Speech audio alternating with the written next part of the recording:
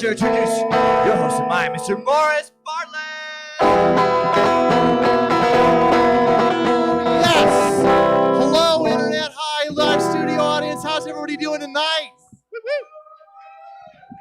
Thank you all for being here. Thank you, live people, for being here, for braving the dystopian present, fighting the police on the way here, I presume. That's what the news has said. Thank you, Internet people. I know that you're supposed to be out hunting rats for food or whatever the fuck it is we're doing in this world, but I appreciate you spending your time with us. Hi, welcome to the Meltdown. I am the king of this tiny square. I am your virtual friendship for the evening. My name is Morris Bartlett. Thank you. I am joined, as always, by my only friend with talent, the band leader of the Meltdown Band, the fantastic, the one and only Ty Bizanol.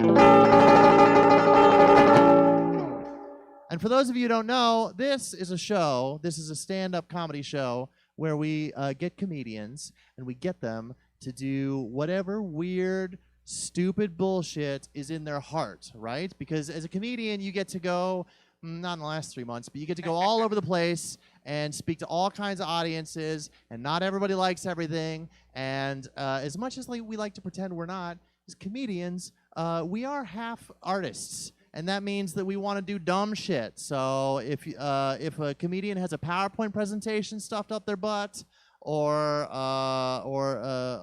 they want to do a fake commercial, or they want to, I don't know, whatever. This is the fucking show for it. Are you guys prepared for that? Cool. So that means tonight we're going to see two kinds of comedy. My favorite kind of comedy is one of them. We're going to see brand new, fresh, hot, wonderful, cutting-edge comedy. Do you guys have room in your hearts for good comedy? Okay, but also because I'm pushing my friends and non-friends into doing strange experimental shit, that means sometimes we're going to see the other kind of comedy. We're going to see somebody come out here and try something new and fall on their fucking face, okay? And blood is going to gush out of their nose, and their teeth are going to go all over the ground, and we are going to love that because we have evil in our hearts. Do you have room in your heart for bad comedy tonight? I like it when they cheer louder for that.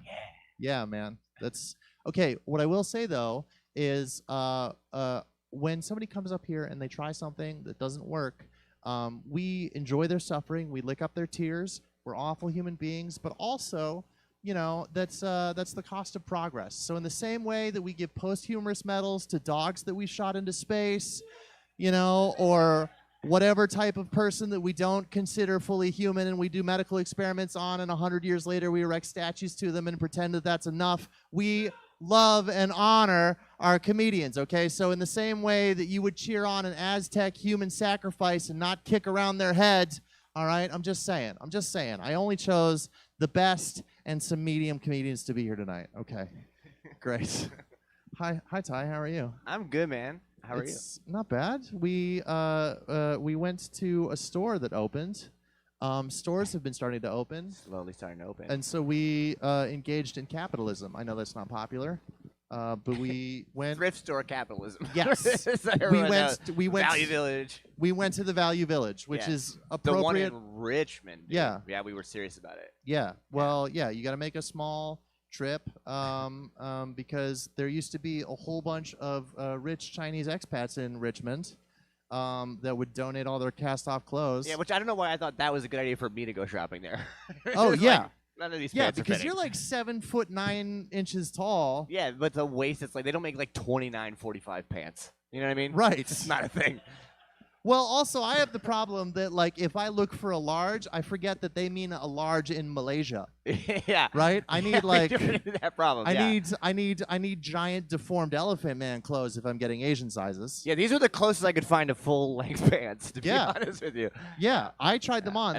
They are full-length pants. They're three-quarter length on that guy. Yeah. We also did find another prize today.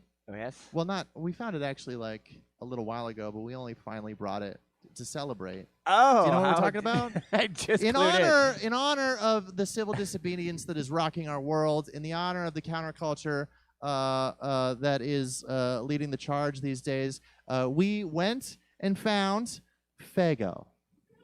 And by found Fago, I mean we were in the dollar store, and I turned the corner to the pop aisle, and like it's glowing. It's looking like right at me, and I'm like, and all I hear is Morris behind me go, Fago! Yeah. And then 4 juggalos skittered off in all directions. Yeah. Like cockroaches when you turn the light on in the kitchen, man. And we secured some Fago, and we haven't had it yet because I'm pretty sure it's going to give us the grossest superpowers. We just like kind of stayed in the back of the fridge, keeping an eye on everything. Yeah, for a little absolutely. bit. Well, I figured if juggalos can survive whatever diseases they have, then we're going to need some of their power. Yeah, we're gonna get cured from some shit. I think. Absolutely, right? That's going to be the cure for COVID is Fago for sure. Excellent. I don't know. It's been a wild ass time lately. I don't know if you've been paying attention to the news. If you haven't, don't. Because we're getting to the point where Mexico is going to pay for that wall. That's some Ford. That dude played some 4-dimensional chess, and sure enough, Mexico's gonna pay for a fucking wall. I don't know. There has been some good news. Lately. My favorite thing happened. The age of Karens is over. Woo! Right? Did you guys know about that? Did you see it? I saw the moment it happened. Nobody called it at the time, but I was watching. What happened is some Karen decided to have a public altercation with a very non-threatening, white-seeming black dude on the week that we finally decided to all do something about how black people get treated. And so unstoppable force met immovable objects. Yeah, dude. Right? Immovable bird-watching object. And Karens are over now. Yeah. It's great because I don't know about you, but like listen, if you're a certain subset, Karens are fighting for you only because you are like them. Karens have been roving around the countryside just making demands. Everyone fucking, I'm a server, dude. Like, I can't wait for Oh, a Karen dude. to come in now. Yeah, like, they're no, getting- you're done. They're Forget getting it. slapped by Latinas in 7-Eleven. Oh. Yeah, the best Oh. part was, is that woman's name's Karina? Who slapped this so Karina canceled Karens? That's fantastic. I'm also, so that's 2 things that we get to thank Black Lives Matter for recently. The other one is they threw a bunch of protests and marches and rallies. You know, how do I transition into this subject, right? Well, okay. So what happened is we saw last week we saw the exact same kind of video that we've been watching over and over and over and over again since Rodney King. We saw a bored cop casually murder a dude, and then I'm gonna try and make a punchline about it, right? But what's different now is nobody was late for their shift at GameStop, so we all decided that we got to go do something about it, right? So we all went out into the streets, like in a lot of really important places. It happened in Minneapolis. They had a huge thing in Minneapolis, right? L.A., New York. They had protests, riots, you know. Seattle, we've had them spill over here. I went down to the one, there was one in Toronto. There was even one in Poland, and they haven't had a black person ever since The Witcher. Right? And I'm like, okay, firstly, I'm pretty sure that this is the first time most people are hearing that there are black people in Minneapolis at all, but like it definitely spread everywhere, right? I think it's more than just that one community that is sick of the fucking cops. Am I right? I don't know, man. Listen, I'm old school. I'm one of those old school lefties. I want to fight a motherfucker, right? But like, some of the protests, they got a little further away from the subject, a little further away from the affected area, and they started getting weird. Like in Toronto, a dude showed up covered head to toe in charcoal dust, just completely. Yeah, do you look like Peter Pan's shadow? He showed up in charcoal dust, and he immediately got arrested just for being a black man.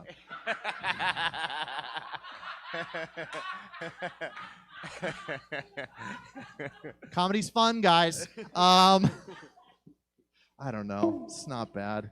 I had a third thing I want to talk about. Did I? Nah. Fuck it. Let's have a goddamn show. I'm in my Florida outfit. We have a nice... Yeah, right? We have a nice set of guests tonight. I think it's going to be a good one. We have a special treat that we caught in a net. But we'll get to that later. Our first guest, fans of the show, you're going to know and love her. She's a delight. She's perfect. She's just... I could not have built a better human being myself. And God knows I've tried lots of nights with a shovel. I think they recently tried to cancel her because she's too sweet and wonderful. Let's just do it. Ladies and gentlemen, she's one of God's own handmade prototypes. We love the shit out of her. Let's give all of our love to the one and only, returning, Jessica Peugeot.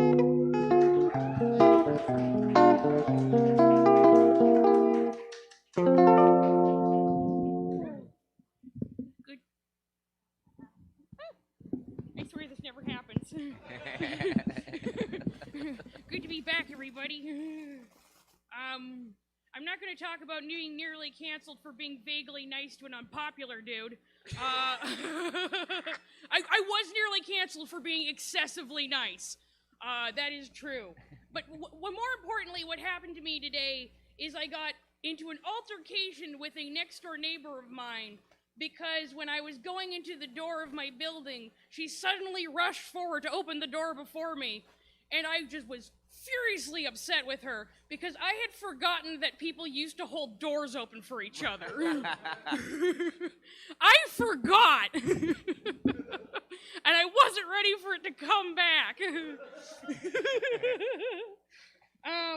If I had to describe my aesthetic in 3 words, it'd be feral history professor. Like, I've got tenure, but I also eat leftover food off of abandoned trays in the lunchroom. Like, I love work potlucks because everyone is busy, so they just buy whatever's easy, which is always dessert. It's the one time I can eat half a tray of brownies and 12 Ferrero Rocher and still feel like I'm kind of helping. I should probably state for the record that I am genuinely mentally ill. And I don't really mind the way that non-mentally ill people, like statistically none of yourselves, I don't mind the way that they use mental illness terms a little loosely. Like, oh my God, my mom is like totally bipolar. She can never make up her mind. Never mind that the reality of bipolar disorder is an unending cycle of being so depressed you could die and slaloming between depression and mania like an Olympic athlete. Like, sorry, I'm very nervous. Mostly because this keeps leaving me. I can't handle the mechanics. It's like, sure, Stacy. Like, oh, fuck. I am so sorry. I am trying to do one of my old sets over again.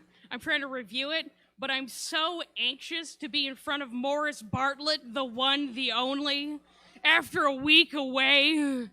Just the raw sexual charisma of that beard. I find myself constantly devastated. Don't get him started. He's not gonna fucking. He's not gonna sleep for days now. He did touch. The audience at home probably heard is you touched my butt the other day. See, we were talking before about how you weren't really an ass man, so I'm not even sure what to believe anymore. Right? Yeah. I'm pretty sure I've touched more butt than you have. Last couple days. Let's skip over all my old bullshit. I have pretty bad impulse control. Like, sometimes I'll see a group of people walking towards me, taking up the entire sidewalk, like they don't think I'm gonna shoulder check the chick on the outside into oncoming traffic. You can stay in your lane or you can eat asphalt. I am not stepping out into the road to accommodate your social life. I will body check you into a hot dog van. I don't give a fuck. I'm French. Not like classy French, like hick French.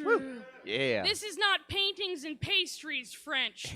This is poutine and pickup trucks French. Hell yeah.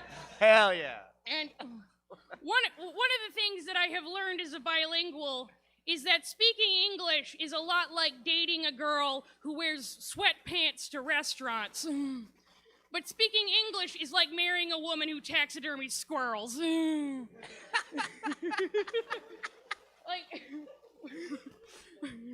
one of the... I swear there's a reason for that comment. Like, one of the reasons why French is different from English is that all of the nouns have genders. Like people, obviously, but also tables and chairs and shit. Incidentally, tables and chairs are women making pushing in your seat after dinner an inherently homoerotic act. And,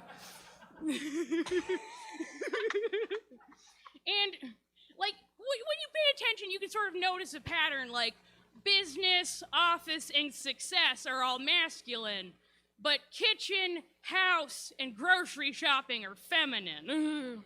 But sometimes it gets a little weird. Like, soup is feminine, but vagina is masculine. Penis can be either masculine or feminine, depending which word you use. Excuse me, sir, do you have a penis? And is that penis a boy penis or a girl penis? And you have to pay attention because you don't want to misgender some poor innocent bicycle. And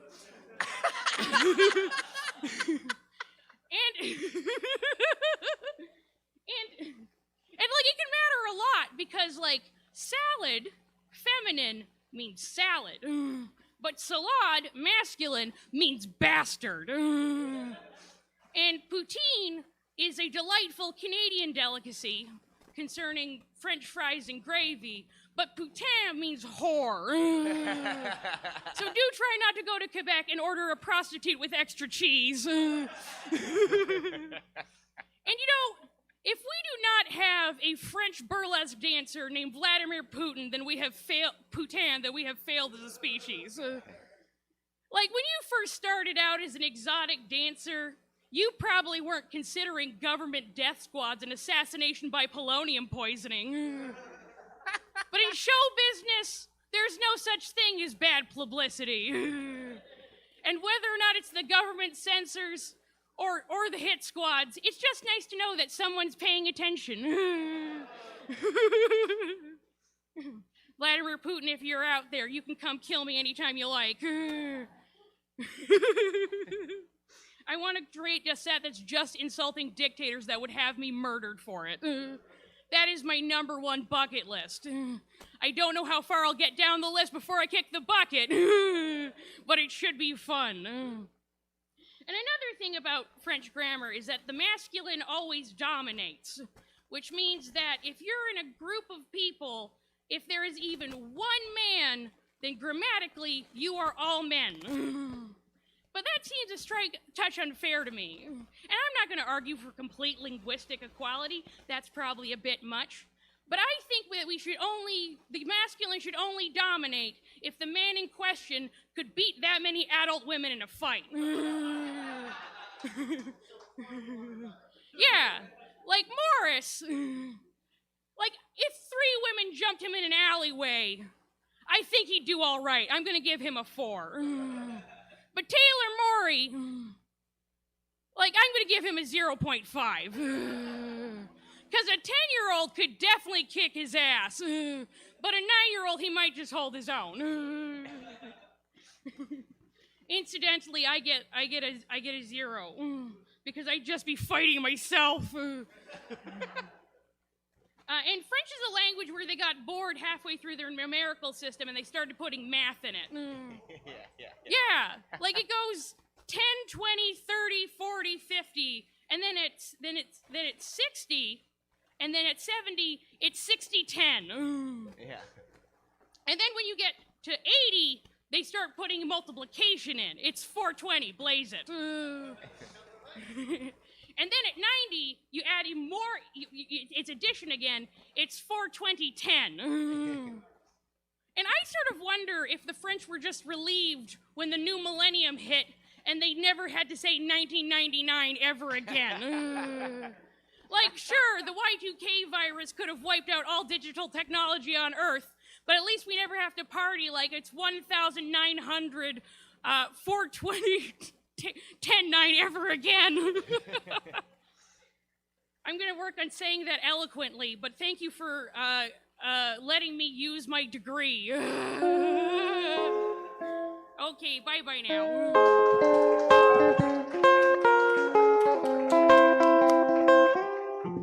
I love the shit out of her. Yeah. She's gonna be real famous one day, and we're not, and it chokes me up real bad.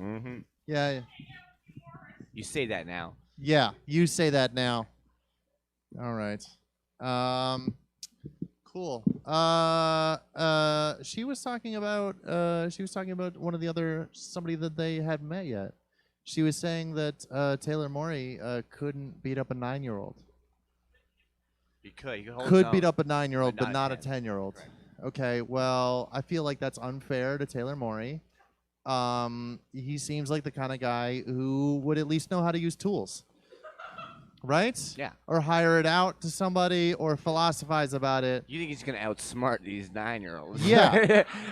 Yeah. Oh, because yeah, definitely, definitely. listen, if it were a matter of how many 9-year-olds you could outsmart before you got to, then, I mean, basically Taylor Dude, and if I you are just- opposites, He right? just went Home Alone on all these fucking 9 to 10-year-olds. Just a bunch of these little Joe Pesci's trying to get into his house. He just nailed him with paint buckets and shit. Oh my God. If I made traps for children, I would end up in the news. Yeah. I would end up on 4chan with like graphics saying like high score. You know? I don't know. There's a statue somewhere. I should be bringing him up right now, but I want you to know, internet, there's a statue that you can Google right now. It's in Norway. One of these fucking nerds is probably going to be able to shout out with where it is. It is of a naked man with his dick hanging out fighting toddlers. That is in a real park, in a real city. Somebody ran that past a city council, and the city council said, yeah, we'll give that money. Anyways, on the Do you want me note to of bring it up on the standing stream? around with your dick out fighting toddlers, let's bring up our next weirdo. He's a strange duck. He's he'll fit into polite society, but only because he spent a lot of time in his bedroom looking in the mirror practicing how to laugh convincingly. I heard he's going to tell us about the ethics and morality of children's stories. I'm looking forward to it. Let's welcome him to the show. Ladies and gentlemen, give a little love to Taylor Morey.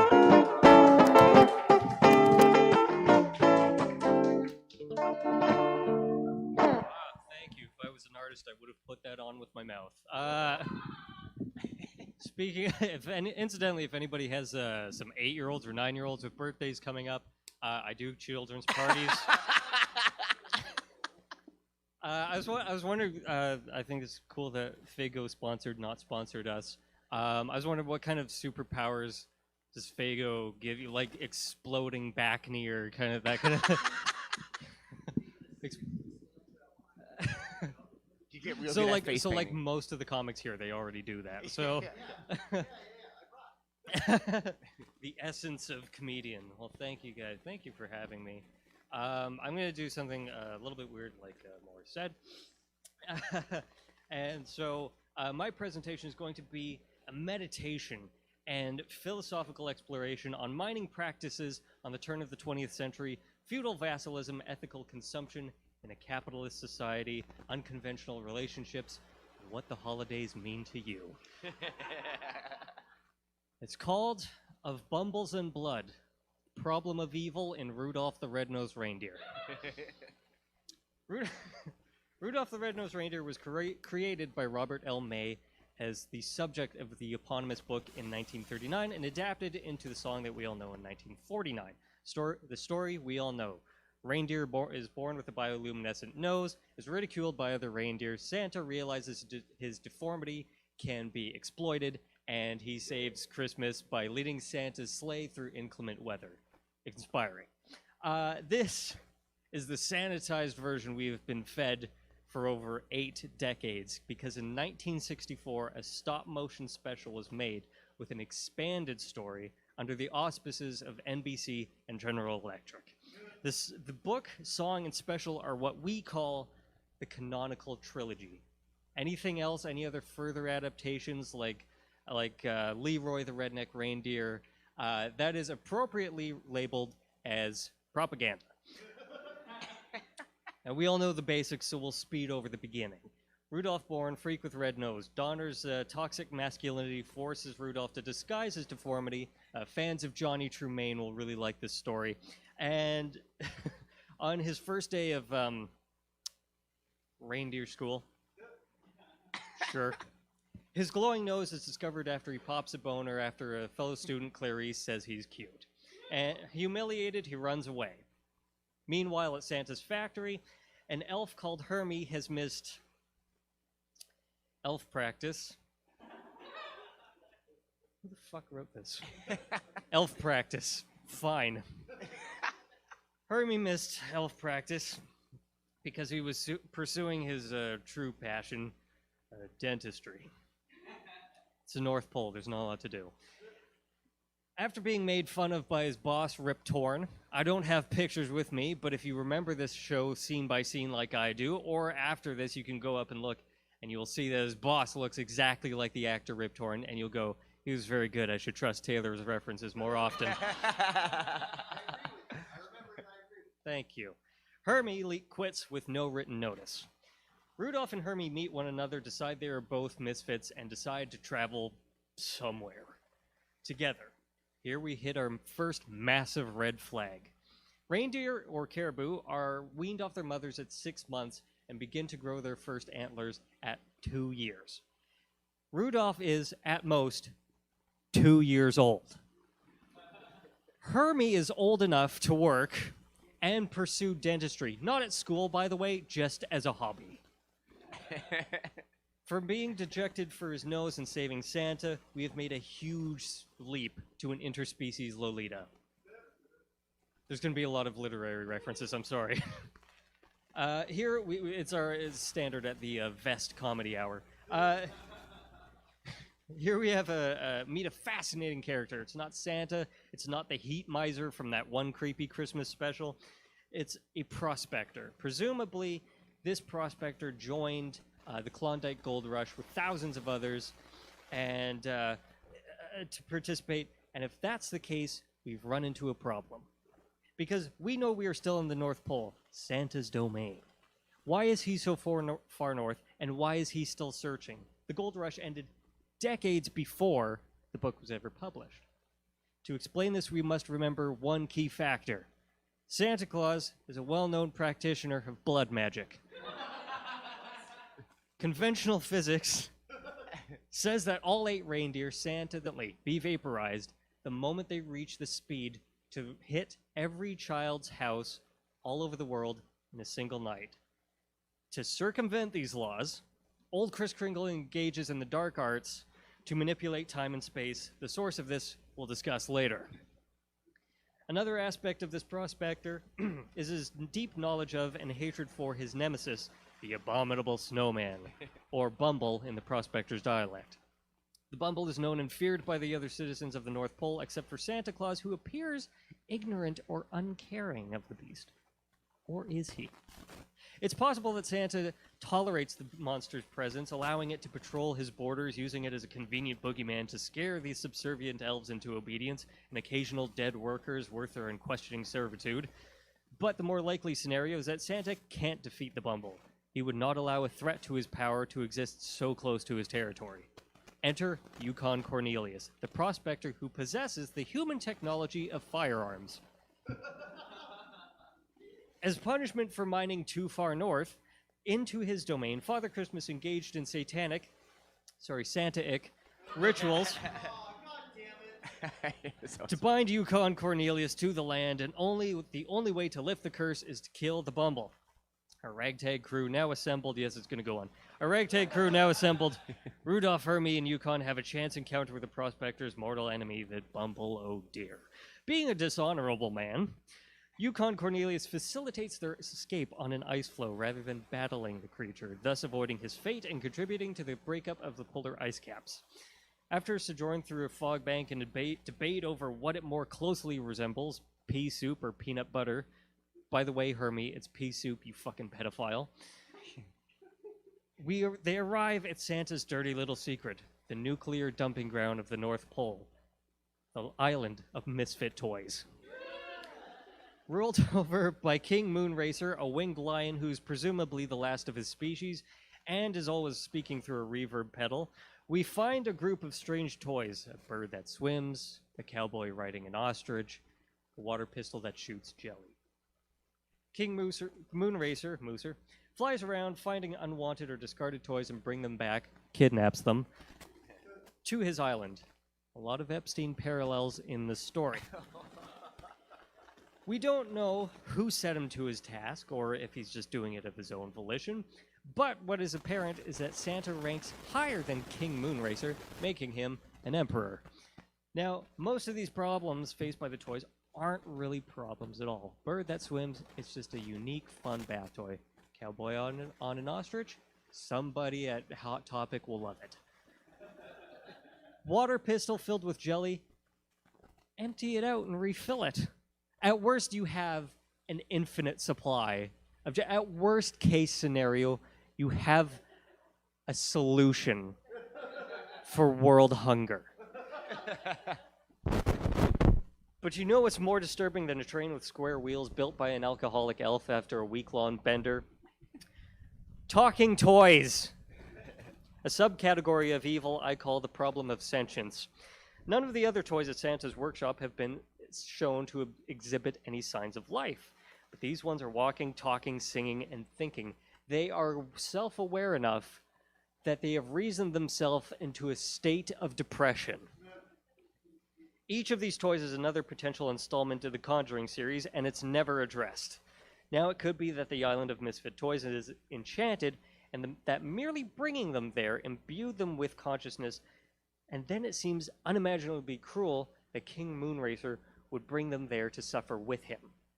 Another point, consider the narrator of the story, who we've not talked about since so far. Sam the Snowman, a sentient man made of snow in the North Pole. How did he attain consciousness? Is he a golem, therefore Jewish, therefore unable to celebrate Christmas? Is he horrified to be surrounded for miles by his own flesh? Or is the level of consciousness achieved by Sam and the Toys an unintended side effect of Santa's experimentation with blood magic? Back to our story. After a brief time on the island, Rudolph leaves on his own in the middle of the night. Terrible problem-solving skills, but remember, he's 2. And Yukon and Hermie follow after him the next morning. Meanwhile, Donner finally gets the idea to look for his missing son, but not before drinking from his deep well of misogyny and stating, "This is man's work," and leaves his wife and the concerned Clarice, who then also go out looking. Then several months pass. Much like Jesus, we only hear about Rudolph's first days and his last. The winds of fate kick up a strange vortex of coincidence to put many of our key players together at the cave of the abominable snowman. Ooh, spooky. I stole that wording from the god of war, sue me. Here we reach our climactic battle where the Bumble has kidnapped, why? Donner, Mrs. Donner. Is Donner first name or last?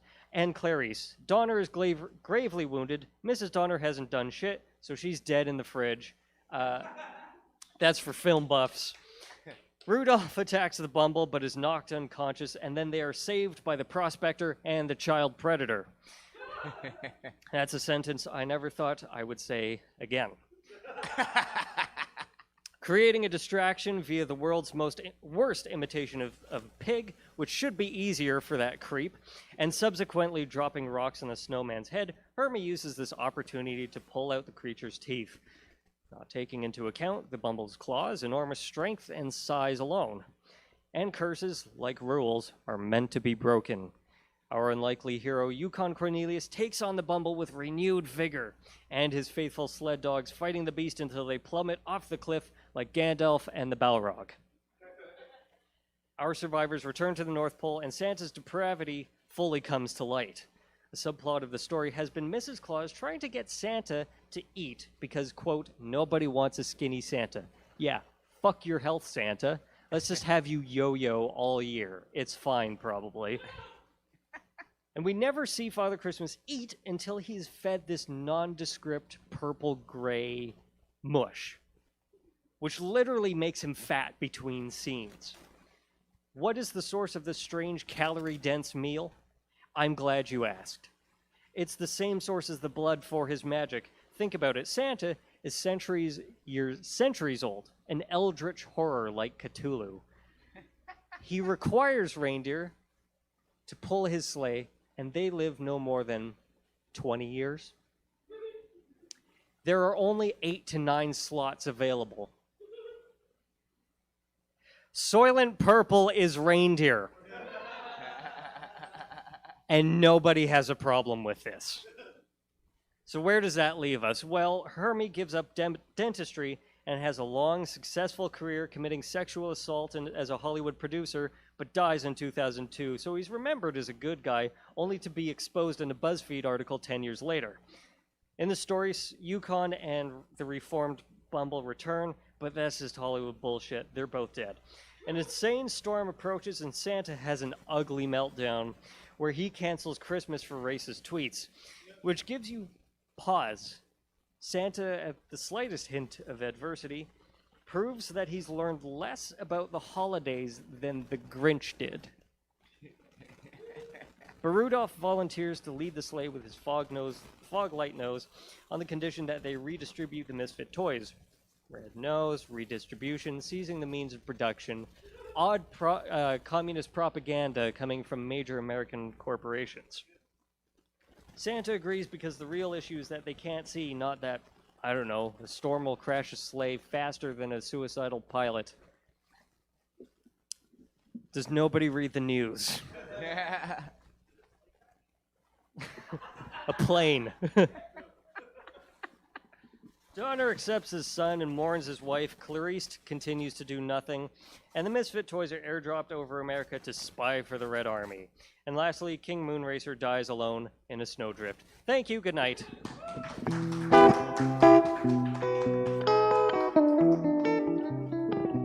I'm going to be honest, I'm left with more questions than answers. Also, hold on. Was it supposed to be shocking and horrifying that he's eating caribou? Because that's regular. That's It's normal. so good. That's completely. That's not blood magic at all. That's blood pudding. That's okay. All right. Great. Who do we have? Oh. Okay. So, your next act. I dove into the ocean and kidnapped. I found her on a beach somewhere. I summoned her into my bathtub. This is a weird one. This is one of the weird ones. This is even gonna require a little setup, but let's just do it. I have a treat. I have a mythological treat for everyone. Ladies and gentlemen, let's give a little love to an actual mermaid.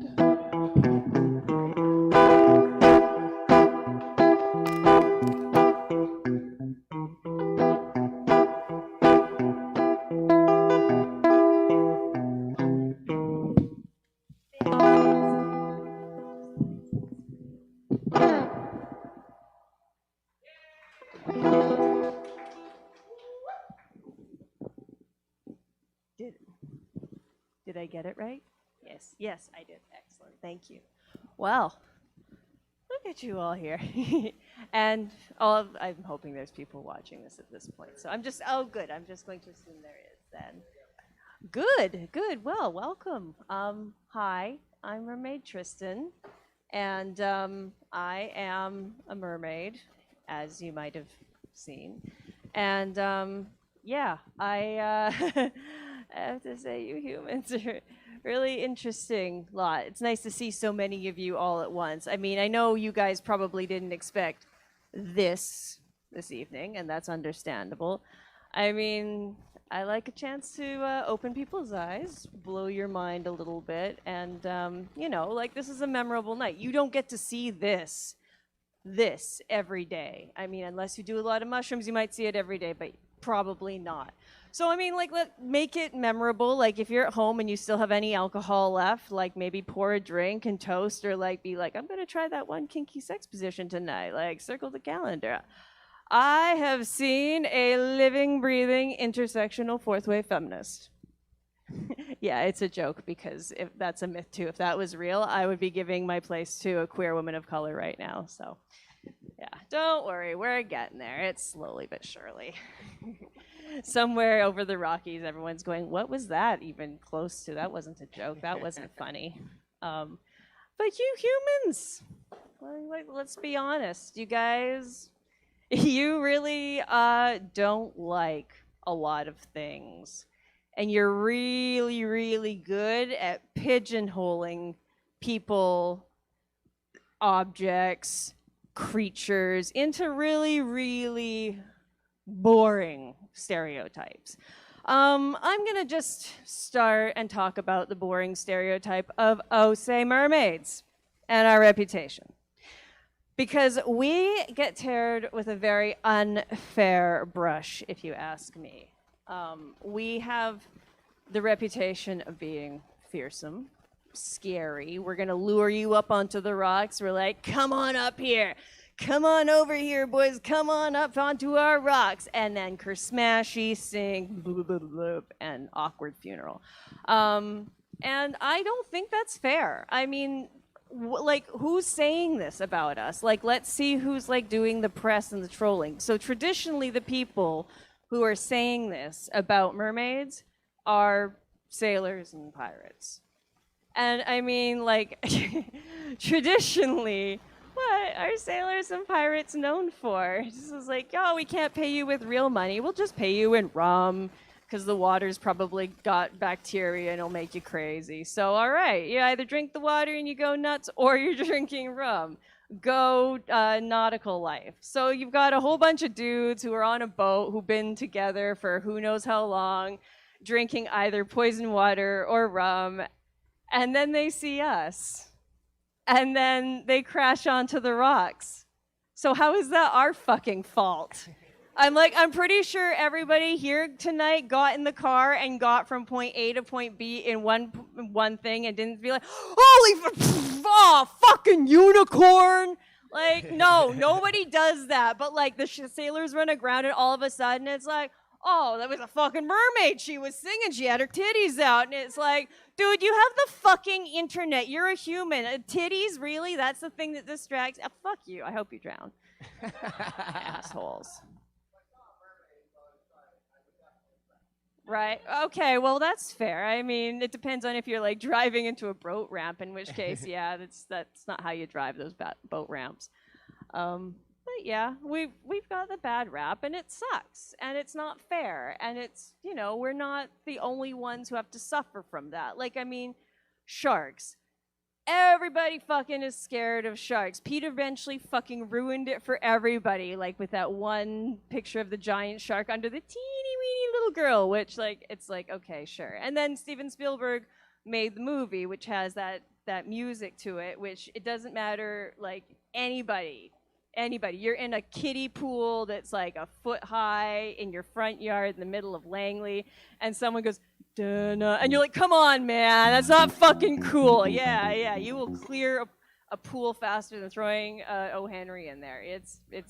That's so hardwired into your brain. But sharks aren't fucking like mindless killing machines. They're just animals. They're just doing their thing. They're just being apex predators and shit. Like, I mean, it's the press, right? Like, if they had never done Jaws, it would have probably been fine. It probably been like, you know, someone would have been like, oh, they're so cute. They're like little bitey water puppies. And then, like, people would have, like, really shrunk down versions, and they'd make cute little outfits for them, and then there'd be just, like, whole Instagrams dedicated to them. So, I mean, it's perspective.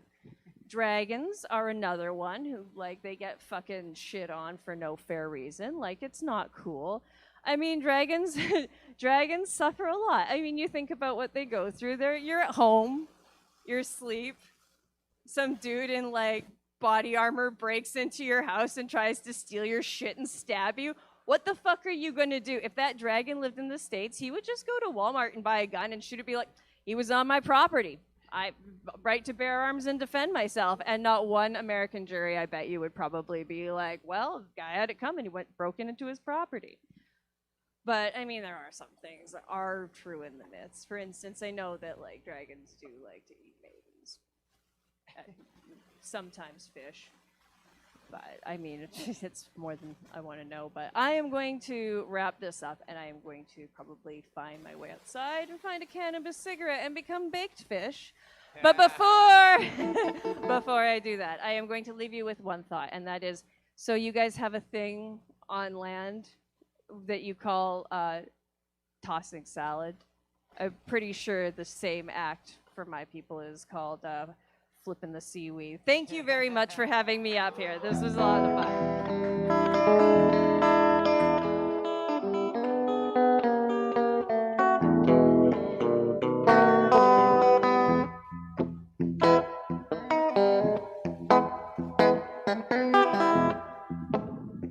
Bet you didn't expect that, hey? Also, that was a mermaid that knew a lot about pop culture and media. Spielberg. One of those millennial mermaids. It was very millennial. Did you see the color of her millennial hair? It was fantastic. That was a strange one. Yeah. Who do we... Oh, you know whose name is on this list next? He's one of my favorite human beings in the whole world. Let's take a second. Let's up our superpowers. Those of you out in the home audience. There you go, bro. Yeah. Listen, if I start to slowly or quickly develop muscles and boils and change colors, you know what happened. Oh, that's good, Fago. Doesn't taste as bad as I thought it would. No, right? Right. This fucking raisinette's not too shabby, bro. Raisinette. All right.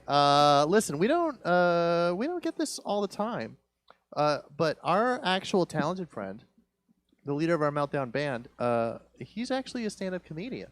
Did you know that about him? Yeah. So it is my pleasure, weirdly, to welcome to the stage somebody who's on the stage already. Let's give a little time to the lovely Ty Bisonalt. That's me. Tanner, this We love mic's you, fine, Ty. yeah? I should just use this mic. Is that fine? It's my regular one. go for it. All right, thank you. What's up, everybody? How we doing? Woo! Comedy. You guys see that NASCAR just banned all use of the Confederate flag? Right? Yeah, that's pretty rad. They're like, we're banning all uses from all of our events. It's like, all of them. How many of these flags were you psychos flying? How many fucking flags did every car just look like General Lee from Dukes of Hazzard? Just vroom, vroom, vroom. And that's when the boys noticed that systemic racism was a serious issue in this country. And also, Daisy might be uncomfortable wearing those shorts around her cousin and a man that's 3 times older than her. Right? No wonder black people don't fuck with NASCAR. They're outside of the Daytona 500 seeing nothing but Confederate flag after Confederate flag and a sign that says, #1 race in America. Right? Fuck that shit, right? They're like, let's go play that game that white Canadian doctor invented. This is way less racist than this fucking thing. Jesus Christ. Right? There's always going to be people like against it, though, right? When one of the drivers came out, he's like, I'm quitting, man. I'm quitting driving. Right? You quit on the flag. I'm quitting on you. It's my heritage, man. It's my fucking heritage. Like we should all be proud of this guy's heritage. That's like us being cool with some old German guy who suspiciously lives in Argentina going, yeah, I don't know, it was going pretty well until the Scheiße hit the fan. Right? Fuck your heritage, dude. It's disgusting. It's so fucking brutal. I just don't understand, like, you're part of a losing team. You lost. This guy's a competitor. He races. He should know. I'm like, you finished last. Did you get a fucking spot on the podium? Champagne? No. You lost. Right? It's where I think, like, what is this guy going to do now, right? I'm like, congratulations, you're now a self-outed, unemployed racist whose skills include turning left, going fast, and crashing. What is this guy going to fucking do with his life, right? He gave up his whole livelihood for a stupid fucking participation, like, ribbon. That's all that fucking flag is, right? You lost, right? This is what I think these riots are going to help, okay? I'm not talking about the riots that are happening right now. I'm talking about the riots we had here in Vancouver when we lost the Stanley Cup. Okay? Okay, we need to show these racist motherfuckers what you do, right? When your team loses, you don't build a bunch of fucking statues all over the goddamn country, right? No, you get in your fucking Honda Civic, you drive in from Surrey, and you burn every fucking piece of shit thing that has to do with that team. You join a new team. Go Habs, go. I play disc golf. Like, I'm gonna transition to this. I'm actually gonna do it. It's not a sport. Heads up, just like NASCAR, not a sport. I play with a lot of guys who think it's a sport, and I'm like, at the end of the day, we're a bunch of guys walking around a forest, smoking weed, throwing frisbees into baskets.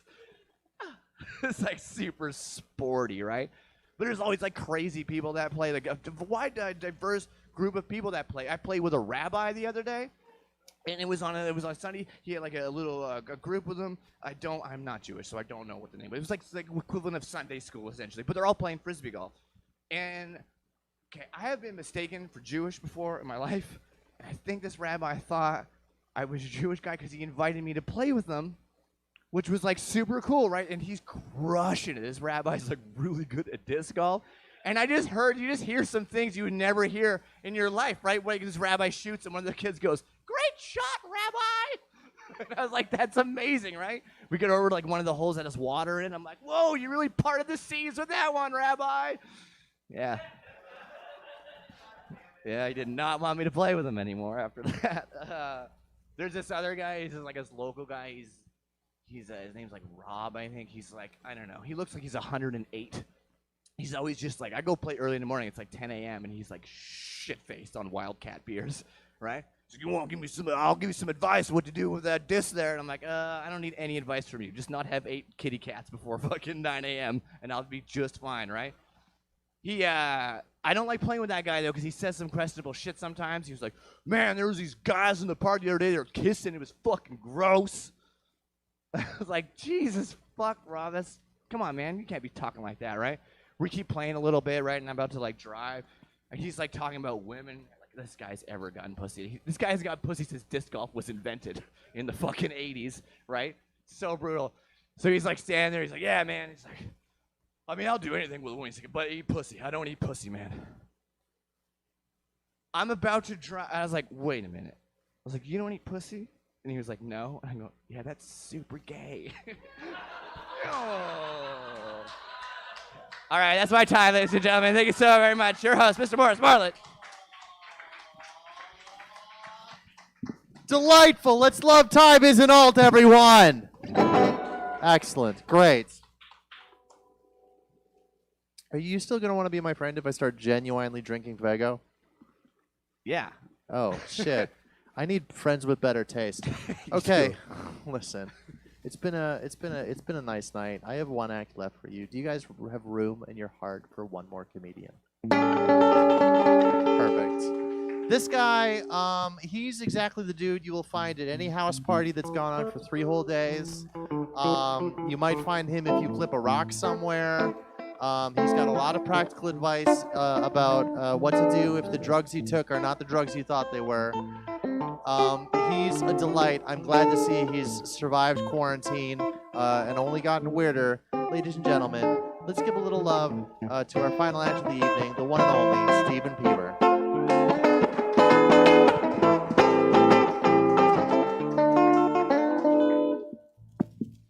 Thank you. It has been a minute since I've been on stage. I am American. My country is on fire, and I'm loving it.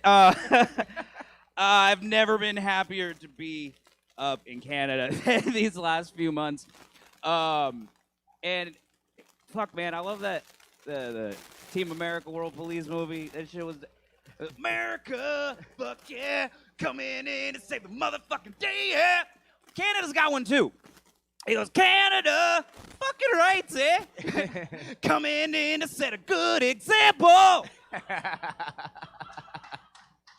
we fucking did. We killed this COVID shit. Like, just give us money, tell us to go home. We got fucking delivery, weed, and video games. Fuck yeah, that's what I did for 3 months. I'm so happy to be outside. Fuck. Oh, man. Oh, the summer's coming up. Summer's coming up. Fucking, I'm looking forward to booty shorts. I'm really looking forward to booty shorts. There's nothing better than booty shorts on a bouncing bus. Oh, man. And then, like, everybody's face when they realize I don't skip leg day. Oh, man, that's fun. Oh, man. I'm watching a lot of nature documentaries. Oh, we're going into the classics now. I was watching this one about cuttlefish.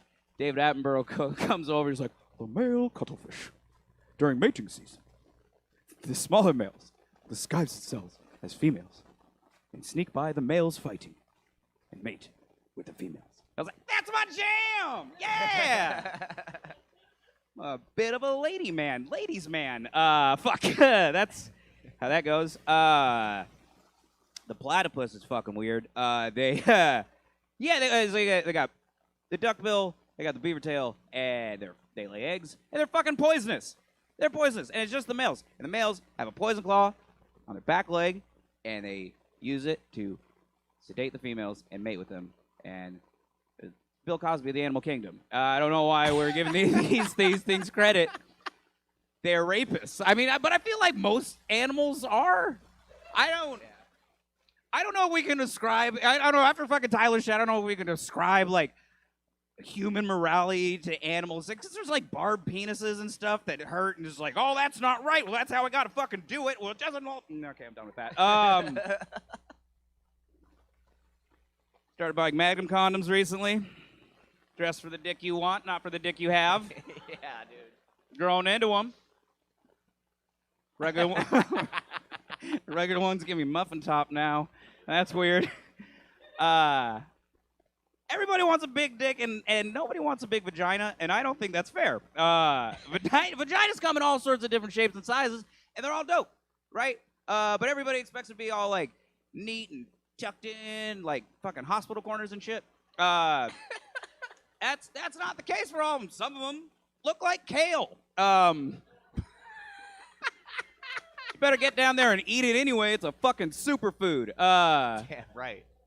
Nutrients and shit, man. You ever gone down on a girl, you see that little one piece of toilet paper, right? And you're like, what the fuck? You're like, oh shit, she left me a napkin.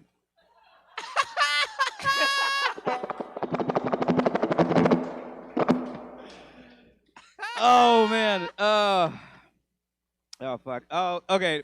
I would skip this one. I was on the SkyTrain the other day, and I saw this couple with this beautiful little baby girl, and I was like, oh my god, your baby's so cute. And then the dude starts fucking around, and he's like, you see this guy right here? This is your real dad, sweetie. And then we were fucking playing. I was like, oh man, when you grow up, honey, you're gonna have a huge dick. No. You're anything like your daddy. No, we're joking around. And then they leave. And as the doors are closing, what I wanted to say was, when you're an adult, come find your real father. What I did say was, look me up when you're 18. Doors close. That was the first time I contemplated suicide. Not the last. All right. Fuck. All right. This is where we're going. All right. I had a threesome the other day. Turns out I was just real drunk and seeing double. It was a Mirage a Trois. Oh, that's where the groan comes in, baby. Yes. Oh, you want another one? I knew that the mermaid wasn't American because she was speaking American. Or was it Canadian? Fuck, I fucked that joke up. All right. She was speaking American. She's fucking Southern. She is Southern. Send your mama straight up to the stove. Tell that bitch to bring home a Fago. I used to listen to a lot of ICP when I was of ICP listening age, which is like 11, 12. You're like, yeah, fuck is a cool word. Let's more of those. Killing people, dismemberment, and racism is bad. They're very clear about that. All right. I was at a sex party the other day. And this girl said, oh, I bet you I could deep throat you. And I was like, no, that's not, I've heard that before. That has never happened in my life. You can't do it. You got to say that. You just have to say it. Because, oh, I can do that. And she fucking did it. And I was impressed. I was very impressed. But I was less impressed later when I found out that she was pregnant. And I was like, that's cheating. You're sucking dick for 2. That is the worst joke I've written in a while. All right. This really isn't much of a joke. It's just a fucking story. I was partying with some of my Shambhala friends, and all sorts of, the drugs and the ketamines and the cocaines and all the acid. Anyways, this girl that we've been partying with, she got real suicidal. And I was like, oh shit! And I'm wearing, at the time, basically a sexy jockstrap. It's like black and it covers my junk, and it doesn't go, and it's got the little strappy, much more comfortable than a thong. So much better. Anyways, I lead the charge. We go downstairs and start comforting her and consoling her. We got going happy again. And then my buddy Snorlax, they call him Snorlax because he used to get blackout drunk and pass out in doorways, and if you woke him up, he'd fight you. So we used to do this at festivals where he would yell, "Who wants to let me put ketamine in their butt for science?" Nobody said yes. Somebody said yes tonight, and this girl decided, yep, I'm going to put ketamine in my butt. See, the thing is, though, if you do cocaine in the butt, now it's your blowhole. Zing! All right. Yeah, more puns for you bitches. Okay. So we end up blowing ketamine into this girl's butt, and she was, like, perched up, all fours, and after the ketamine was in her butt, she did not stop presenting at me. And I said, well, if you don't stop wiggling your vagina at me, I'm going to have sex with you. And then she kept wiggling her vagina at me, and then it turned into group sex. I don't have a good ending for this, but it went from fucking suicide prevention into an orgy. And that is the power of Peaver. Thank you very much. Good night.